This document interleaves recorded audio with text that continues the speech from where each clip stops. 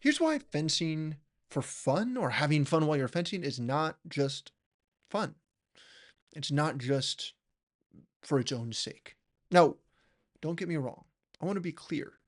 I personally believe that because you want to do something is the best reason to do anything. And if you're enjoying doing something, that is entirely enough of a reason on its own.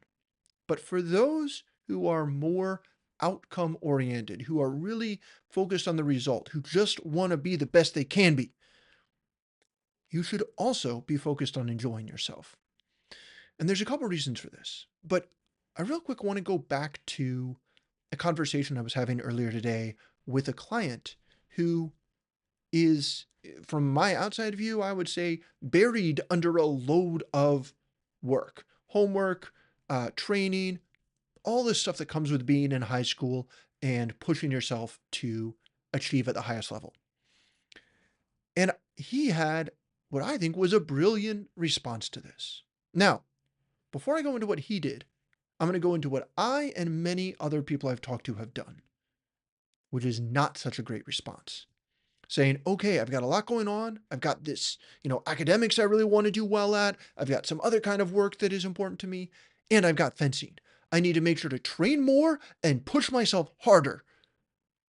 Well, unfortunately, that leads to burning out pretty quickly or slowly, but it still leads in the direction of depleting the energy, that thing that I call fencing juice, that sort of elusive motivation and excitement to be on the strip that helps so much with actually achieving the results we want to get. Instead, this client of mine, when I was asking him about his training, I was like, careful, because sometimes training can become a chore. And then he's like, no, I'm having a fun at training. I'm just doing whatever I want. I'm fencing badly, but I'm having a great time.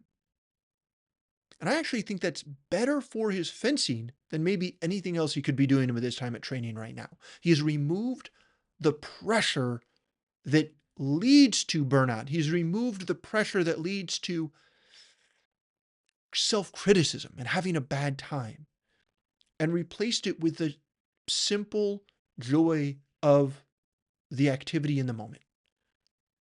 Now, he did say his coach has been giving him a lot of strange looks and has not been thrilled with what he's doing, which, you know, coaches, right? They're going to be like that sometimes. But besides the incredible energy that comes from enjoying what you're doing, besides the beauty of letting yourself just revel in the moment, and besides the long term implications of that keeping you going and fencing, that keeping you engaged and motivated, besides all of that stuff, which is plenty on its own, there's the other factor of flow state. Now, flow state, if you're not familiar with the term, is what we might call being in the zone, right? Being locked in, being totally focused on what you're doing and doing it at the highest level. You can experience flow state in any variety of activities. You can do it while driving down the road, driving a car in a race, while playing music, while obviously fencing. And it's something that performance psychologists and researchers who study high performance uh, really want to know more about, because it's sort of the holy grail of high performance.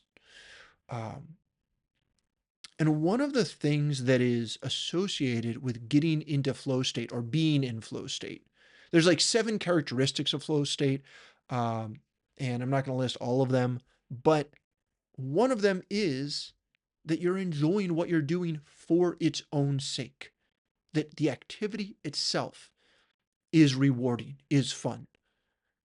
Uh, it is the term used is autotelic. It is enjoyable for its own sake. And it's a correlate, right? It's associated with flow state. It's not known that it's a causative factor necessarily, but I think we can say it's probably going to help. It's probably going to help if you build up more of these factors that are related to flow state and make them more and more likely to happen. You're more, I believe, you're more likely to get into or get closer to that flow state. I also see this as not being like you're in it or you're out of it, but as like you're closer and closer and closer. And at a peak, you're like at a peak. But a step down from that, and you're still really, really, really good. What I'm getting at here is this: any of the skills that we're working on, if we isolate that skill and say, I'm only going to focus on that for a little while, any other skill that we're trying to also practice is going to get a little bit worse. Enjoying what you're doing, just having a good time while you're fencing, is worthy of practice. Even if it means everything else gets worse for a little while, so that when it comes to those more serious moments, when it comes to that intense situation in the third DE of a knack or the top four to get into the final or whatever it is, you've got that spark of, oh, I like doing this. I'm doing this for fun. I'm having a good time. And that helps carry you through those moments when otherwise you might not be able to access that joy and you might not be able to get into that flow state that is so, so helpful for performing at your best. So, yeah, have fun for its own sake. But if you don't care about fun, have fun for the sake of winning. Thanks for watching. Stay sharp.